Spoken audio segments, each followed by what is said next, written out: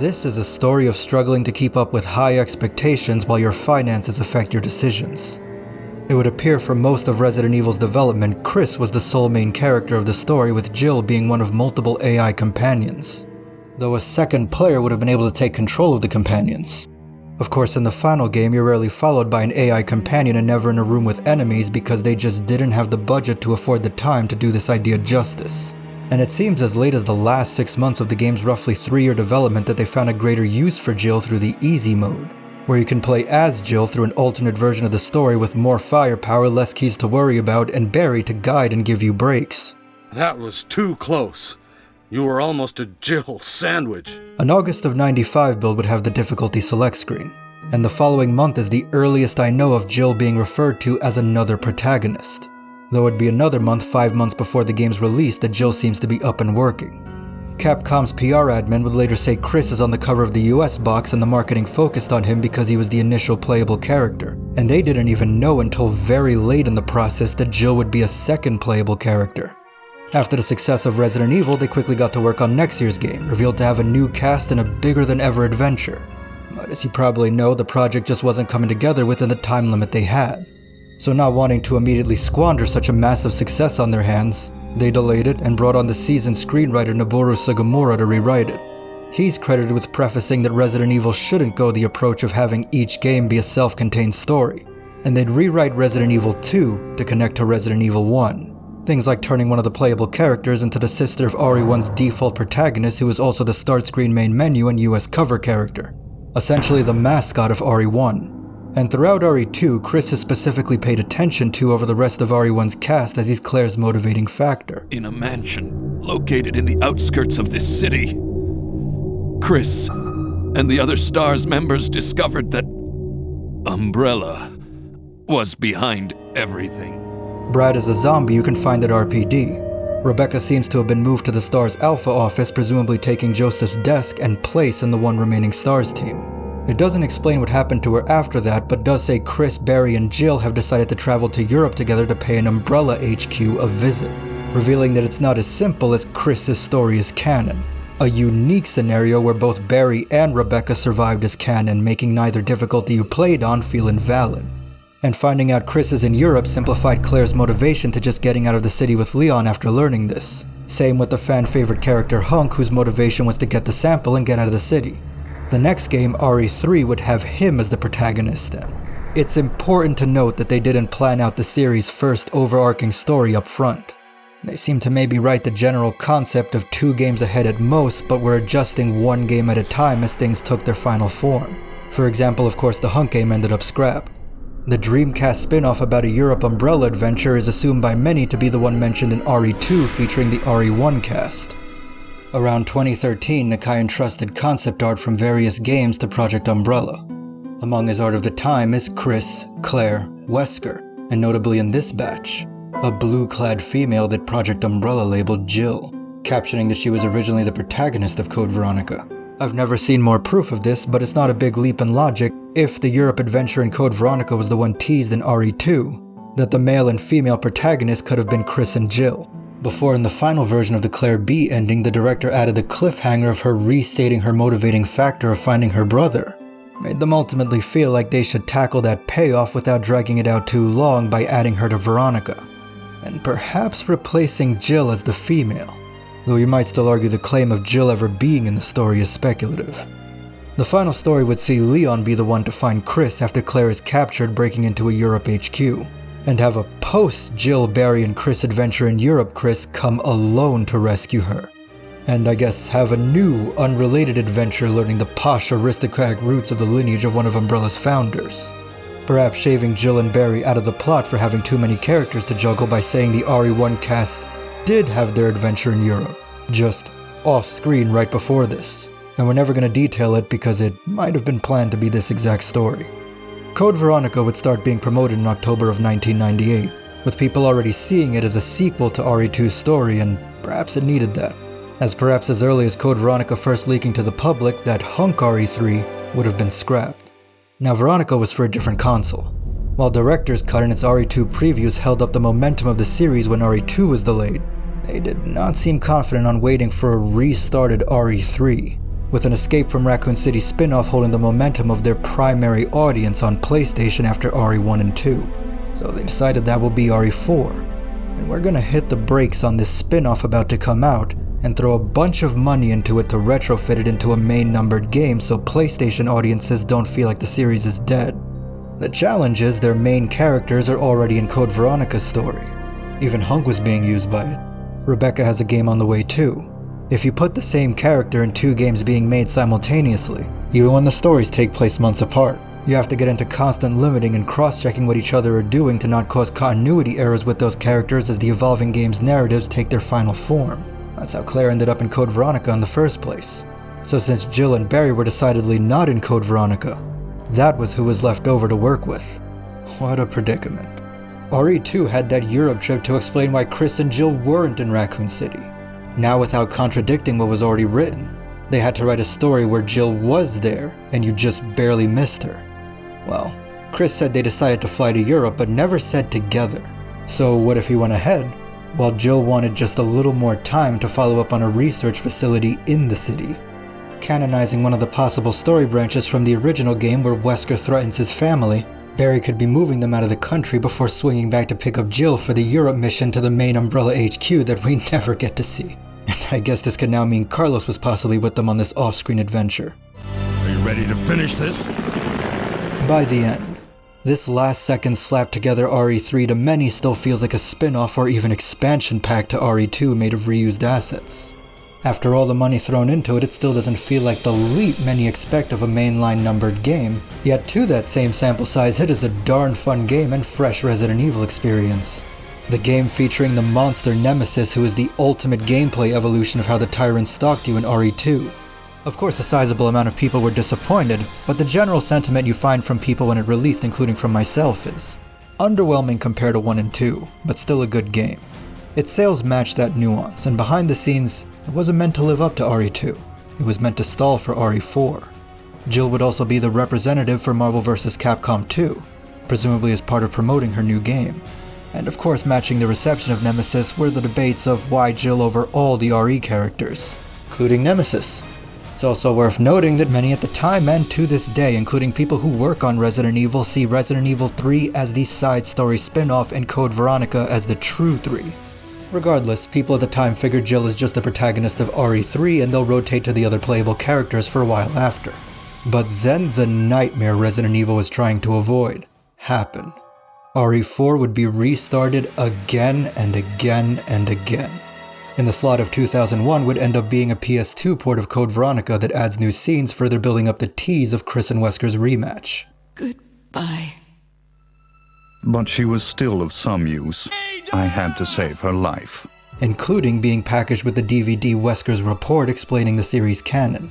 It would state that neither Chris nor Jill were sidelined during the events of RE1, and after ruining his plans he wanted STARS to pay at all costs. I don't know what went on between you two, but you have him all wrong. My brother is not the kind of person you think he is.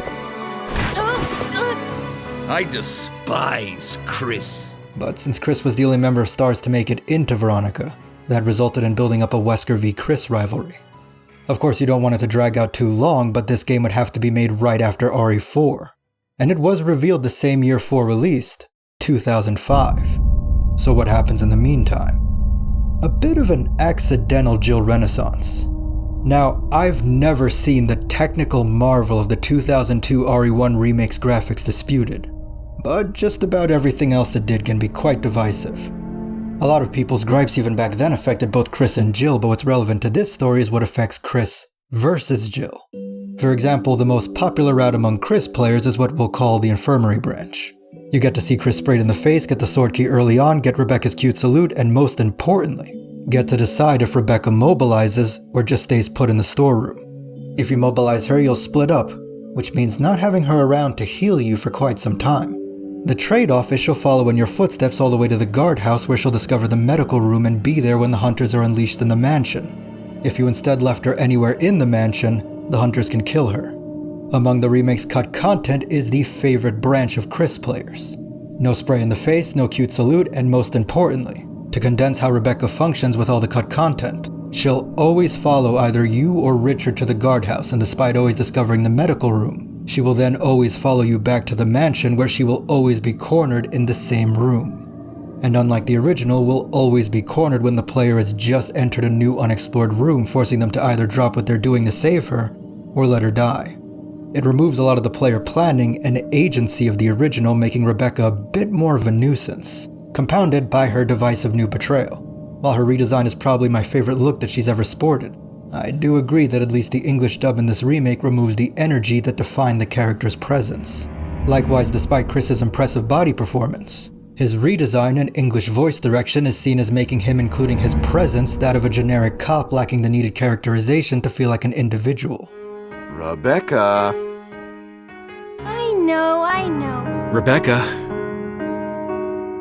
I know, but... It doesn't just harm the chemistry between them, but makes them more boring protagonists to follow. And that is an important lesson. The actual English voice acting sounds more natural. The graphical fidelity, sound quality, and camera work selling the lines are an improvement. It's other parts of putting the scenes together, from the voice direction to what they chose for them to say, that causes a large portion of the audience to find the remake's exchanges in Chris's campaign to be less impactful. This is the ultimate life form. Tyrant! Chris? Stop it. Wesker, you're pitiful. This is your savior? You say this failure is your savior? You can make sure yourself whether Tyrant is a failure or not. The ultimate life form. Tyrant. Wesker, you've become senile. Chris, you'll never understand. It's magnificent.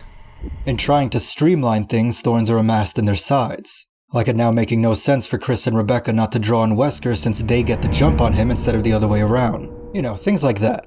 Just a bunch of stuff amassing paper cuts on everything from gameplay to story to characterization that all add up to removing a lot of the appeal of playing as Chris. And while people still meme about cut content with Jill's campaign, she made it off a lot better to most players.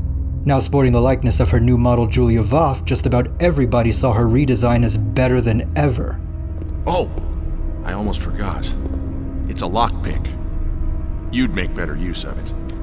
And even in the absence of their iconic lines, Jill and Barry generally fared better than Chris and Rebecca in the eyes of the audience at capturing the charm of the original characters.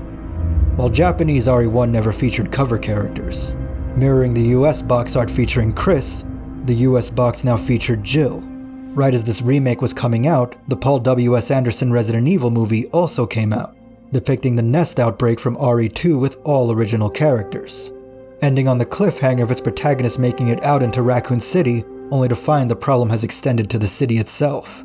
Wanting to visually explore Raccoon City in the sequel, it makes sense to have it more follow Nemesis than RE2, whose sites outside of RPD, which is also a nemesis, were already explored in the first movie, including having the original characters cross paths with the game characters of Nemesis.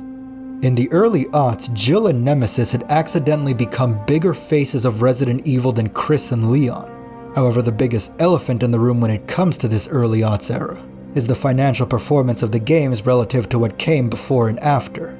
The survivors did not do so hot on PlayStation. I think it'd be revisionist history to say Outbreak was ahead of its time by 2004. Mikami, credited with moving the numbered games from PlayStation to GameCube, was not a winning gamble. Even if the hardcore fans who stuck around, this low point sales-wise was the peak of the series' quality to them personally. This early aughts Jill renaissance held down the fort for what ended up being a 5-year gap between RE3 and 4. Now the people actually making Resident Evil already had stuff set up before Jill's rise that was just delayed for years. But that didn't mean they couldn't now write her into it, for those vocal fans who held down the fort. Chris, it appears our fates are forever intertwined. Between RE4 and 5, Umbrella Chronicles further builds up the Wesker rematch, including telling how in 2003 he helped from the shadows as Chris and Jill took down an Umbrella facility in Russia. Are you with Umbrella? It also has Wesker report on Jill's adventures in 1 and Nemesis for you to play through, while RE5 was tying up the Wesker v Chris cliffhanger of Code Veronica X. Why not write Barry and Jill as characters in 5's story to make it a sort of RE1 reunion? with Chris's new motivating factor being to find Jill, like how finding him built him up. And to my understanding, much like Jill in RE1, Sheva was originally one of multiple NPC followers Chris would get when RE5 was still single player. He'd arrive with Barry, swap to Sheva at some point, and after rescuing Jill, she'd become a follower like after rescuing her from Wesker in RE1's default difficulty. This is probably why instead of using the Silver Serpent, Barry sports that new Smith & Wesson 500 dubbed the Python after the Colt Python he carried in OG1. But instead of simply being a damsel in distress, Jill made the sacrifice of a hero for the player, and is a boss even more agile than RE4 Leon. But of course, once they decided Sheva would be Chris's sole partner. Freeing Jill instead has the character from RE1 give the player a pep talk to finally put an end to the villain of the game you and her are from, which I do remember rubbing some people the wrong way, as they felt it more appropriate if the duo to confront Wesker would end up Chris and Jill instead of a new character taking a spot from an RE1 character. The way they wrote Jill into the story satisfied some, but not everyone. They would follow it up with 2 story DLCs, both of which were Jill as the protagonist, and use that to completely have Jill replace Sheva in the game's branding moving forward. Marvel vs. Capcom 3 would start with the main protagonist and villain Chris and Wesker being the Resident Evil representatives, before throwing in Jill and Nemesis 2. Not only being nostalgic of MVC2, but that entire era of Resident Evil when MVC2 came out. And 5 would soon be the best-selling Capcom game in history, so why not give Resident Evil 4 representatives? This would also be the final time Jill sported Julia Voss' likeness. Who knows if it was some 10-year contract at its end or they just got a cheaper deal and didn't worry about a character's face being inconsistent before the RE7 incident. But the following home console game, Operation Raccoon City, would have its original cast running into a Jill whose face was now Amra, right after they released that full standalone RE5 prequel Revelations. Despite not being the backlash of RE7 Chris, people were generally negative on Amra being the new face of Jill. Now Voth technically only served as Jill's likeness for 9 or 10 of the character's 30 years, but importantly became Jill's likeness during that early aughts Jill renaissance when a lot of Jill's fandom got attached to her. To this day, I see numerous Jill fans reject any other incarnation of Jill and reject Revelations as the big Jill game they were waiting for because it's Amra as her face model instead of Voth. Regardless, the makers of Resident Evil knew RE6 would be quite a while after RE5, and it seems this time intentionally had this mini Jill era between them where she was a face of the brand, mirroring that Jill era between RE3 and 4. But just like that first era, it was to stall for Leon. Remember how people were dismissing RE3 as a side story for not having much to do with the main overarching plot? Well, with the Chris v. Wesker story finally finished, it was time for a new story arc that would retroactively make RE3 more important. As one of the things RE3 wrote is that Leon was blackmailed into joining the US government to protect Sherry. Later games would develop this into a secret, anti-Umbrella soldier unit that trains him.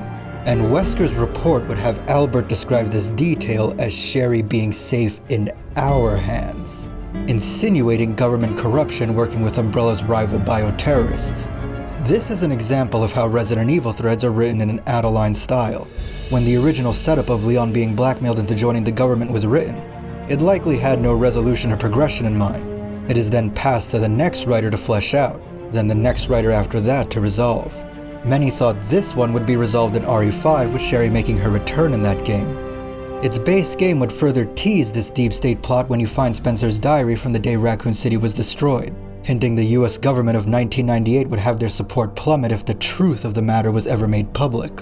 And they threw Umbrella under the bus to hide their own mistakes. To many's disappointment, Sherry would not return in RE5, with this plot thread only being further teased. So RE6 would not only tell the story people were expecting in 5, but make it the next overarching plot. A new era that, in recognizing how old everyone is getting, began a trend of each numbered game now really pushing new protagonists in a way that felt very prominent compared to the usual one-off partners. Fans began to speculate they were testing the waters for the day the aging fan-favorite PS1 characters may pass the torch to a next generation. And of course, Jill fans felt slighted that she wasn't in RE6 to be one of those veterans propping up a new rookie. They made RE3 more relevant by running with a detail that involved Leon and Sherry and not Jill.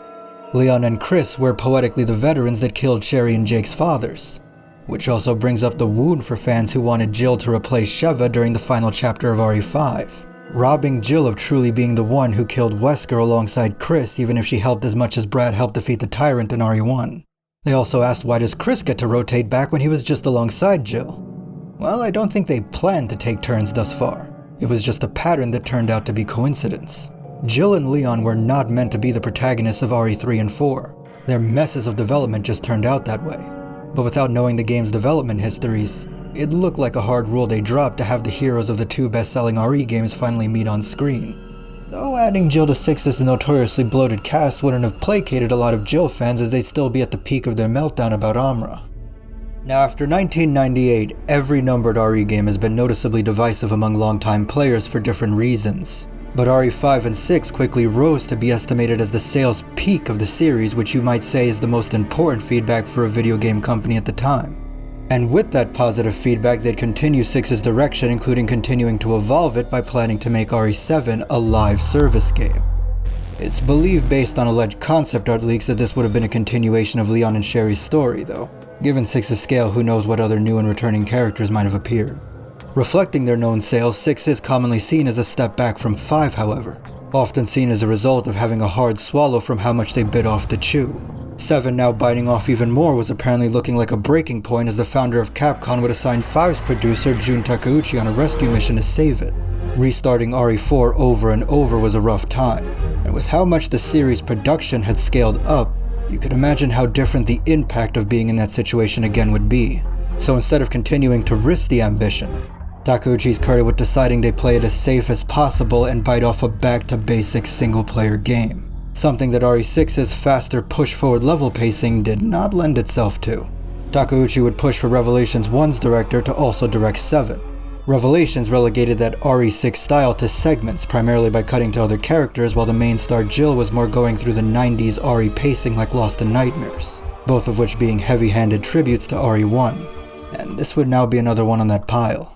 7, alongside its direct sequel 8, would be the new Winter Saga, only featuring one on-screen returning character, and only picking one character to be the old Resident Evil veteran. They chose the original mascot of the series' beginning, whose reputation had since become him being the protagonist of the best-selling RE game. But between these two games, 7 and 8, would be the most controversial Jill game of all. Now, it didn't just seem to be Capcom underestimating how difficult a new remake of RE3 would be. I saw and still see many people say it should have been made as a story DLC for the 2019 RE2 remake. It instead is said to have been mostly outsourced to be developed for years, while 2019's RE2 was also in development so it could be finished in time to be next year's game after the 2 remake. The thing is, Original 2 had an impressive amount of content. You might say Original 3 feels just big enough by comparison.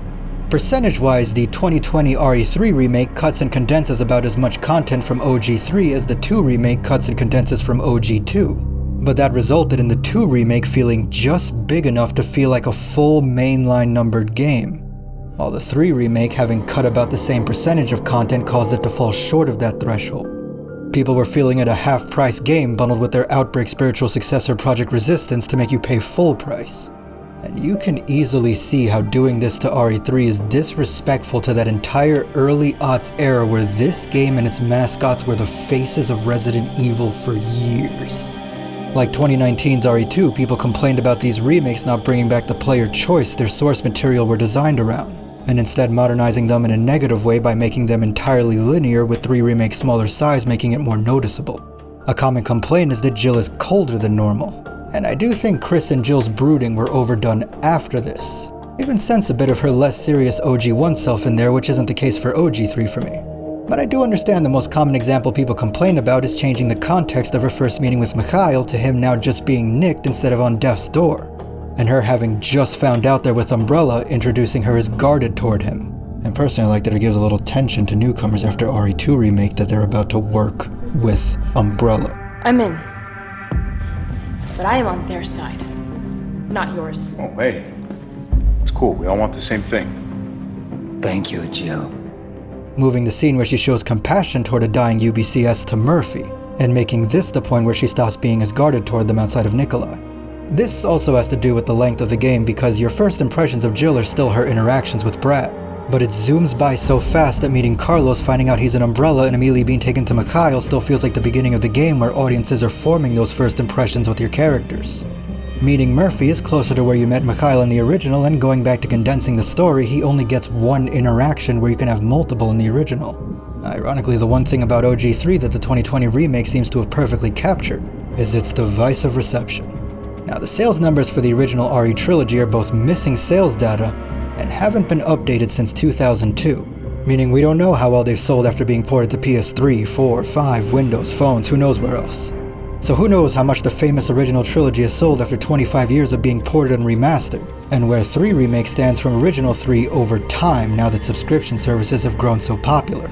The metrics to track how well RE games are doing purely business-wise is not as straightforward anymore. But what was reported is the critiques of the 2020 RE3 Remake caused the RE4 Remake to be pulled further back in-house and delayed to give it the RE2 Remake development, which seemed to do little for those feeling this 3 Remake was squandered. More than that, video game remakes in general get the extra scrutiny of those worried that they'll replace the original, though Resident Evil doesn't do this. The same way since the start of the series, no single playthrough is the canon one. When they began remaking, the new telling stayed too contradictory to create remake timelines, as remakes are instead treated as new batches of tellings to add to the same smelting pot as every previous telling. Out of that one smelting pot, they've been building onto one canon for 30 years, and outside of visuals that fall into depiction territory, surprisingly I can't recall it ever contradicting or overwriting itself if no individual detail is canonized until a video game calls back to it. I've used snippets of the Resident Evil Archives book because they restate what was also said in games, but all these books you can buy even when by RE's writers are not an arbiter of continuity like the game sequels are, purposefully maintaining ambiguity around the details they have settled on, without rendering any product they still sell invalid. As even games that don't serve the continuity end up referenced, making it unsafe to skip any product sold over the full 30 years without risking something in a new game going over your head. Shrewd business. And I think it's important to understand these nuances of how RE is made to approach the varying opinions of how Jill is used, as there are 2 common schools. The first school feels that the creators of future Resident Evil games should forever have to make the first 4 characters to appear on the character select screens forever as relevant as each other. The second school has long accepted that they don't put such limitations on the creation process. This causes the first school to be angry that Jill never caught back up to Leon after he lapped her almost 20 years ago. We're all dying. How can you be so calm? We got Jill. And the second school to be ecstatic that their favorite character Jill gets so much play that on a scale from Billy to Leon, she's almost at Leon. That's important to remember as well. Jill didn't fall off after the early aughts. The top of the pyramid she was sitting on was surpassed, and she has also grown more popular now than she was back then. There's just even greater heights now.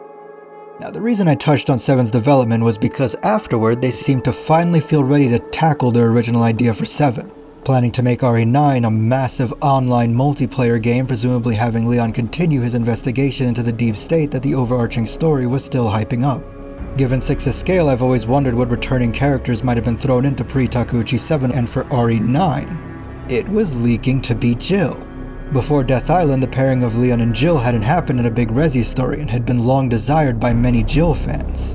Of course, since the beginning of the series, the developers have these grand ambitions for the game they can make before having to rein them in as they actually start making them, leading to cut content and characters, which this time included Jill after leaks had already hyped up her fanbase. But in a repeat of RE6, there is a huge portion that would still not be satisfied if it was her current face model, as of course Sasha Zatova, being the new face of Jill for the 2020s, had gained her the ire of the Voth fandom. Though this is when the sympathy for the aughts-era Jill fandom seemed to finally run out. Julia Voth was no longer Jill's last face model. She was now 2 face models ago. She was not original Jill, she was just a Jill, with aughts-era Jill fans beginning to be seen as not letting the 2020s-era Jill fans have their Jill era. But Resident Evil is so large that each numbered game's protagonist fandoms are inconceivably numerous circles of people, mostly unaware of each other's going-ons, perhaps outside of things like this that spread across multiple circles. Some Jill fans feel like they've gotten everything they've wanted. They found out 5 used their cool, the mini Jill era after it to promote the big Jill game they wanted that lived up to their expectations, and birthed what competes for being the most beloved extra in the series, Raid Mode. After Revelations 2 had them on the edge of their seat, they finally got the recovery story teased, including the long-asked-for team-up of Jill and Leon. Many longtime Jill fans feel like they've generally been eating great, while others aren't satisfied with their meal, and feel those who are standing in the way of their feedback being heard. Perhaps the story of any instance where your audience is in the millions. I'm Oktar.